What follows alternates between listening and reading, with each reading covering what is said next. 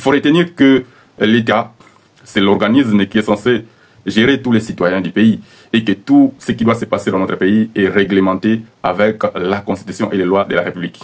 Personne et personne ne peut faire autre chose que ce qui est autorisé par la loi. Chers compatriotes, on a perquisitionné les résidences du sénateur à vie Joseph Kabila à 18e mairie limitée. On a encore perquisitionné en toute illégalité le parc de Kingakati, là où se trouve aussi une de ses résidences habituelles et son parc animal où les visiteurs peuvent passer du temps pour leur tourisme. Chers compatriotes peuples congolais, au cours de ce journal, nous allons devoir décortiquer ces défis et on en saura plus dans les lignes qui suivent. Alors, chers compatriotes peuples congolais, retenez que nous avons tous été informés que le ministre de Justice, Excellence Constant Mutamba, a donné injonction au procureur près la Cour de cassation d'engager des poursuites contre l'ancien président, M. Joseph Kabila Kabange. Mais aussi le ministre de l'Intérieur qui, aussi à son tour, a donné injonction au procureur près la Cour constitutionnelle d'engager également des poursuites judiciaires contre l'ancien président de la République, Joseph Kabila Kabange. Mais pour en arriver là, est-ce que les actes posés par les deux ministres sont-ils légaux, oui ou non? Nous allons voir d'abord la loi et nous allons revenir pour des analyses concrètes. Merci. Chers compatriotes peuple congolais, retenons que la loi portant statut d'ancien président de la République dispose les poursuites contre tout ancien président de la République sont soumises au vote à la majorité des deux chambres du Parlement réunies en congrès, suivant la procédure prévue par le règlement intérieur du Parlement. Aucun nouveau fait ne peut être retenu à charge de l'ancien président de la République. Point. En d'autres mots, avant d'engager des poursuites judiciaires en matière pénale, tout ancien président de la République élu, les procureurs de la République, près la juridiction compétente, doivent d'abord avoir l'autorisation du Parlement. La juridiction compétente pour juger l'ancien chef d'État, c'est la Cour de cassation. S'il a la qualité de sénateur à vie, exactement, évidemment. Donc, en vertu de l'article 153, alinéa 3, c'est la Cour de cassation. Oui, c'est la Cour de cassation, bien sûr, qui a qualité de juger les sénateurs à vie. Donc, nous disons que la procédure dispose que le procureur près la Cour de cassation assure l'exercice de l'action publique dans les actes de l'instruction pour engager des poursuites contre l'ancien président de la République. À cette fin, il reçoit des plaintes et des dénonciations et rassemble les preuves. Il entend que toute personne susceptible de contribuer à la manifestation de la vérité. Si le procureur près la Cour de cassation estime devoir poursuivre l'ancien chef de l'État, il adresse au président de l'Assemblée nationale et le président du Sénat une requête au fin d'avoir les autorisations des poursuites. Si le Congrès autorise les poursuites, l'instruction préparatoire est menée par le procureur près la Cour de cassation. Les règles ordinaires de la procédure pénale sont applicables à l'instruction préparatoire. Donc la Cour de cassation est la seule cour compétente à autoriser la mise en détention préventive de l'ancien chef de l'État. Donc, elle détermine les modalités. La détention préventive est remplacée par l'assignation à résidence surveillée. Ainsi, à la clôture de l'instruction préparatoire, juridictionnelle plutôt, le procureur général après la Cour de cassation transmet les dossiers au président de la Cour de cassation par une requête au fin de fixation de l'audience. Il fait citer le prévenu et il y a lieu de les coauteurs et les complices. Voilà. En conséquence, à défaut du vote du Parlement réuni en Congrès, les poursuites judiciaires contre tout ancien président de la République élu pour ses actes déposés en dehors de l'exercice de ses fonctions ne peuvent jamais être envisageables, chers compatriotes. C'est très important, parce que la beauté du droit, c'est dans les exceptions. Alors, tout ce que nous venons de lire, je vais résumer ça en bref. Mais je commence d'abord le dernier point où on nous sort des exceptions. Il dit ceci: en conséquence, à défaut du vote du Parlement réuni en Congrès, les poursuites judiciaires contre tout ancien président de la République élu pour ses actes posés en dehors de l'exercice de ses fonctions ne peuvent jamais, je dis bien jamais, être envisageables. Point barre. Je passe maintenant aux explications. Parce que je sais, nombreux ont besoin des explications. Parce qu'il faut expliquer ce qu'on venait de lire ici. Chers compatriotes, dans la suite de ce direct, nous allons connaître la vérité. Alors, chers compatriotes, peuple congolais, nous avons tous suivi que dans l'introduction, nous avions dit que le ministre de la Justice a donné injonction au procureur près la Cour de cassation d'engager des poursuites judiciaires contre le sénateur à vie, l'ex-président Joseph Kabila. Mais aussi le ministre de l'Intérieur, qui est juriste et pourtant, lui aussi a donné injonction au procureur près la Cour de cassation pour engager des poursuites judiciaires toujours contre l'ex-président Joseph Kabila Kabange. Mais quelle bourde en fait, parce que l'injonction donnée auprès du ministre de Justice donnée au procureur près la Cour de cassation, elle est bel et bien bon parce que la Cour de cassation est compétente à juger l'ex-président. Mais cette injonction qui a été donnée par le ministre de l'Intérieur, Chabani Loko, n'est pas légale puisque la Cour constitutionnelle n'est pas compétente pour juger l'ancien président de la République. Retenez que la Cour constitutionnelle est compétente que à juger les présidents de la République en fonction et les premiers ministres en fonction.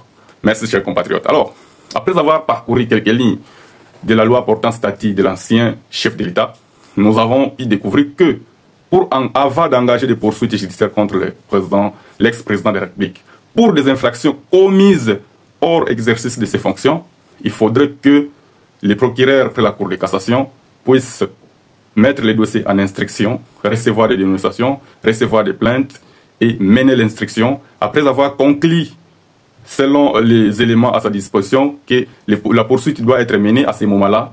Il va adresser une requête au niveau de l'Assemblée nationale et au niveau du Sénat, requête pour avoir l'autorisation de poursuite contre l'ancien président. Alors, à ce moment-là, le Parlement, donc le Sénat et l'Assemblée nationale, va se réunir en congrès, va décider s'il faut engager des poursuites judiciaires contre l'ex-président, oui ou non. Et à la fin de ces résultats, donc, pour que ces immunités soient levées, il faut que 3/4 des députés puissent voter oui. Donc, comme nous avons 500 députés, il faudrait alors 375 députés, comme on dit en français belge, 375 députés doivent voter oui pour lever les immunités de Joseph Kabila. Alors, tellement que cette procédure n'a pas été respectée, ici, à ce stade, nous disons que cette procédure est bel et bien. Donc ici, nous venons tous de suivre ce que la quintessence de loi portant statut des anciens présidents de la République. Nous avons constaté qu'il y a vice des procédures et que les injonctions qui ont été données ont été mal intentionnées, ont été mal adressées et que l'ex-président de la République ne peut pas être poursuivi par juste injonction suite aux rumeurs et tout consort. Donc il faut que les faits soient probants et que les procureurs après la Cour de cassation soient indépendants dans l'exercice de ses fonctions pour mener les actions qui doivent aboutir aux poursuites judiciaires ou non de l'ex-président. Alors, chers compatriotes, ce qu'il faut retenir ici, c'est quoi? C'est que avant de faire la perquisition dans les domiciles d'un citoyen, il faut que cela soit autorisé par le juge, par un jugement. Avant de saisir les biens d'un supposé, d'un prévenu, parce qu'à ce moment, si Kabila doit être poursuivi, il jouit encore de la présomption d'innocence. Donc c'est encore un prévenu, un présumé coupable. Donc il n'est pas encore condamné et que rien ne peut donner autorisation ou droit au pouvoir public de saisir ses biens. Comme je l'ai dit, que nous sommes en train de vivre une délinquance politique, une dérive autoritaire de M. Tshisekedi et toute sa famille politique et l'Union sacrée, son gouvernement et tout consort. Si vous comprenez très bien, vous verrez que les communiqués qui ont été produits par les ministres de la Justice, Constant Mutamba, et les ministres de l'Intérieur, Chabani Loko, sont de pressions politiques qu'ils ont subies de la part du président et de ses conseillers pour mener ces actes qui sont en violation avec la Constitution de la République et les lois de la République. Chers compatriotes peuple congolais, on ne peut pas engager des poursuites contre quelqu'un juste après avoir entendu qu'il serait à Goma. Ça, c'est déjà faux.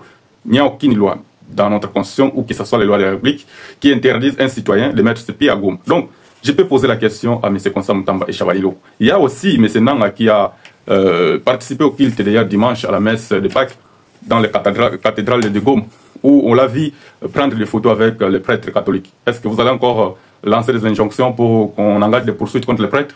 Je dirais non, parce que cela ne constitue pas une infraction. Et qu'en droit pénal, il faut que l'infraction soit préalablement prévue. Et enfin, cela va vous autoriser de poursuivre des gens. Sinon, vous allez poursuivre tous les Congolais.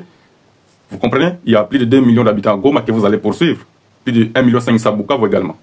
Alors pour clôturer ce direct, chers compatriotes, nous allons devoir lire l'article 104 de la Constitution de la République à son alinéa 3 qui dispose que les anciens présidents de la République élus sont des droits sénateurs à vie. À l'occurrence de M. Joseph Kabila, qui est un ancien président de la République démocratique du Congo, élu au suffrage universel en 2006 et 2011, et automatiquement sénateur à vie après avoir quitté son fauteuil au Palais de la Nation. Mais aussi, nous allons lire l'article 30 de la Constitution qui dispose que toute personne qui se trouve sur le territoire national a le droit d'y circuler librement, d'y fixer sa résidence et de les quitter et d'y revenir dans les conditions prévues fixées par la loi. Aucun Congolais ne peut être ni expulsé du territoire national de la République démocratique du Congo, ni être contraint à vivre à l'exil, ni être forcé à habiter hors sa résidence habituelle. Chers compatriotes, retenez que si l'ex-président de la République, en tant que sénateur à vie, a le devoir de réserve, ce qu'il faut savoir, il a aussi droit à la vie. Et qu'il a droit à la paix, droit au respect, droit aux allocations, droit au traitement qui sont réservés par les lois et la Constitution de la République. Chers compatriotes peuple congolais, merci de suivre ce direct sur notre journal officiel expliqué.